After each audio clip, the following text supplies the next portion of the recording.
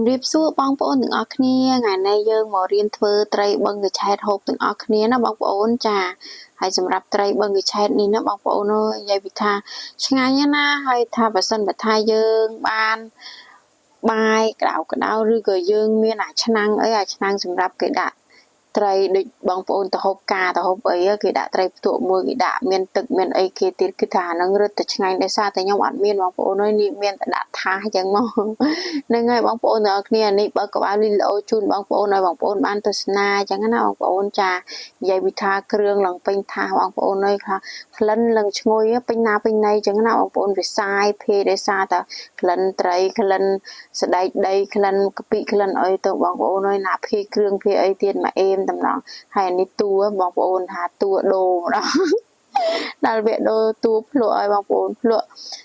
ស្នាដៃអញ្ចឹងណាចាឥឡូវថាត្រីបឹងឆែតរបស់យើងបងប្អូនតួឲ្យមេដៃអញ្ចឹងណាហ្នឹងហើយបងប្អូនទាំងអស់គ្នាឥឡូវគឺថាយើងរៀបចំធ្វើទាំងអស់គ្នាជាមុនដំបូងយើងយកឆែតរបស់យើងយកមកស្រោះទឹកសិនណាបងប្អូនយើងស្រោះទឹកក្តៅសិនដើម្បីឲ្យថាកញ្ឆែតរបស់យើងវារាងទន់មកល្មមអីចឹងណាបងប្អូនចាហើយកន្លែងនេះបងប្អូនមិនបាច់ថាស្រោះយូរទេយើងមើលថាកញ្ឆែតរបស់យើងរាងតែមួយស្លាប់យើងក៏ស្រង់យកវាទុកមកកដប់ចឹងមកបងប្អូនហើយបញ្ជាក់បងប្អូនកន្លែងនេះបងប្អូនលាងកញ្ឆែតលាងអីស្អាតចឹងមកហើយបន្ទាប់មកទៀតបងប្អូនចាដាក់ខ្ទះដាក់ខ្លាញ់ទុកឲ្យក្តៅដូចខ្ញុំចឹងមកហើយបន្ទាប់មកទៀតយើងដាក់ត្រីផ្ទក់ចូលចំណែកខ្ញុំកន្លែងនេះខ្ញុំយកត្រីផ្ទក់2បងប្អូនចាខ្ញុំយកមកធ្វើ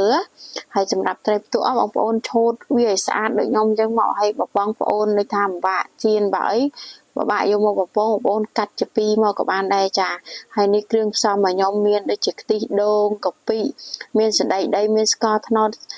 មានប៊ីចេងហើយនឹងមានប្រទេសផ្លោកកច្រាំអញ្ចឹងណាបងប្អូនហើយលះថាឥឡូវគឺថាដល់វគ្គយើងមកបុកគ្រឿងណាបងប្អូនគ្រឿងយើងមានដូចជាស្លឹកក្រូចសើចរំដេងហើយខ្ទឹមសខ្ទឹមក្រហមកុលក្រីអីចឹងមកបងប្អូននេះយើងបុកវាឲ្យម៉ត់ណាកន្លែងនេះបងប្អូនចាយើងបុកវាបុកចុះបុកឡើងឲ្យវារាងម៉ត់តិចមកហើយបងប្អូនកន្លែងនេះខ្ញុំបន្ថែមត្រីចាខ្ញុំបន្ថែមត្រីវ៉ាធូបងប្អូនចាហើយសម្រាប់កន្លែងនេះបងប្អូនប្រើត្រីផ្ទក់ក៏បានដែរតែចំណែកខ្ញុំជ្រើសរើសយកត្រីវ៉ាធូចុះចាត្រីវ៉ាធូចំហុយហ្នឹងហើយបងប្អូនទាំងគ្នាតែថាយើងបុកល្អិតហើយយើងដួសវាទុកមកកដប់ចឹងមកកន្លែងនេះខ្ញុំបានឲ្យបងប្អូនឃើញទេហើយឥឡូវថាដល់វគ្គយើងមកកកូរគ្រឿងហើយបងប្អូនចាក់ខ្ទិះដើមចូលបន្តិចមកយើងកូរវាឲ្យរាងចេញឃើញថាចេញប្រេងហើយតែមកទៀតយើងដាក់ខ្ទឹមយើងដាក់អាម្ទេសផ្លោកដែលយើងបានកច្រាំទុកណាបងប្អូនយើងក៏កូរវាឲ្យរាងចេញពណ៌បន្តិចចឹងមកចាដើម្បីឲ្យថាទឹកស្លោរបស់យើងពេលដែលយើងយកមកធ្វើទៅវាឃើញថាពណ៌ស្អាតណាបងប្អូនចាហើយបន្ទាប់មកទៀតបងប្អូនយើងថែមគ្រឿងជាមួយនឹងគ្រឿងបុកដែលយើងបានបុកលាយត្រីលាយអីចឹងណាចាដែលយើងបុកម៉ត់មិញណាបងប្អូនយើងយកវាមកកកូរ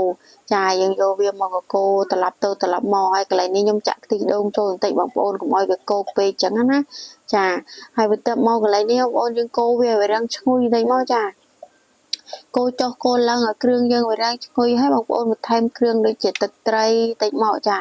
បើថាយើងបានលួចចិបអំបិលយើងដាក់ទឹកត្រីបន្តិចមកហើយនឹងប៊ីចេងបងប្អូនកន្លែងនេះខ្ញុំប្រើប៊ីចេងហើយស្ករត្នោតចា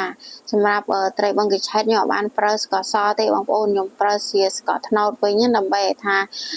ទឹកបឹងកញ្ឆែតរបស់ខ្ញុំគឺថាវាឈ្ងុយចិបដិតល្អអញ្ចឹងណាបងប្អូនហើយកន្លែងនេះខ្ញុំបន្ថែមជាមួយកាពិបងប្អូនចាយើងប្រើជាកាពិបើថាអត់កាពិគឺអត់ឆ្ងាញ់ទេបងប្អូនហើយបឹងកញ្ឆែតយើងហ្នឹងហើយបន្ទាប់មកយើងកកូរគ្រឿងយើងឲ្យសព្វចូលគ្នាមើលថាវាចូលគ្នាសព្វអស់ហើយបងប្អូនបន្ថែមទឹកដាំយើងបន្តិចមកទឹកក្តៅ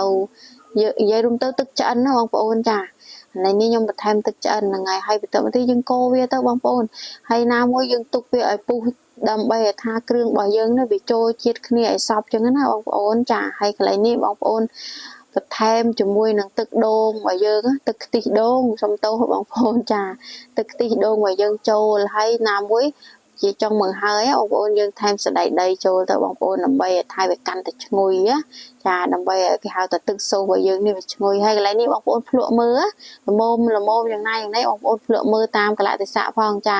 ហើយបន្ទាប់មកទៀតខ្ញុំយកកញ្ឆែតដែលខ្ញុំស្រោះហើយហ្នឹងខ្ញុំរៀបចំជាមួយត្រីជាមួយអីចឹងមកដាក់ថាសមកបងប្អូនដោយសារថាខ្ញុំអត់មានអាឆ្នាំងបែបគេចំហុយត្រីបឹងកញ្ឆែតចឹងណាបងប្អូនខ្ញុំមានតែថាសចឹងមកខ្ញុំដាក់អញ្ចឹងទៅចាហើយបន្ទាប់មកបងប្អូនយើងរោយគេហៅថាទឹកសូសខ្ញុំប្រើហៅទឹកសូសចេះទៅបងប្អូនយើងលាយគ្រឿងទឹកគ្រឿងយើងមិនហ្នឹងណា យើងយកមកស្រោចជាមួយនឹងត្រីរបស់យើងមកបងប្អូនរៀបវិឆេទរៀបអីឲ្យស្អាតចឹងមកឲ្យស្រោចវាឲ្យសព្វចឹងមកបងប្អូនដើម្បីថាសម្បីតែត្រីរបស់យើងក៏វាចូលជាតិដែរចាហើយកន្លែងនេះបងប្អូនមកថាបងប្អូនមានអាឆ្នាំងដូចខ្ញុំនិយាយមិញបើថាយើងប្រើទឹកឲ្យរៀងច្រើនជាងនេះបន្តិចក៏បានដែរតែខ្ញុំអត់មានទៅខ្ញុំប្រើទឹកតន្ទីចឹងមកបងប្អូនណាចាហើយបន្ទាប់មកបងប្អូននៅកន្លែងនេះថានិយាយពីឈ្ងុយបាយដាក់មួយចានអ្នកមួយចានអ្នកមួយចានណាបងប្អូនតែសំខាន់អត់បានថតឲ្យបងប្អូនបានទស្សនាទេចាហើយឥឡូវថាដល់ម៉ោងតួយើងភ្លក់ឲ្យបងប្អូននៅកន្លែងនេះដូរតួហ្នឹងហើយបងប្អូនឥឡូវតួក៏បានភ្លក់ឲ្យកន្លែងនេះគឺថាឆ្ងាញ់ខ្លាំងណាហើយ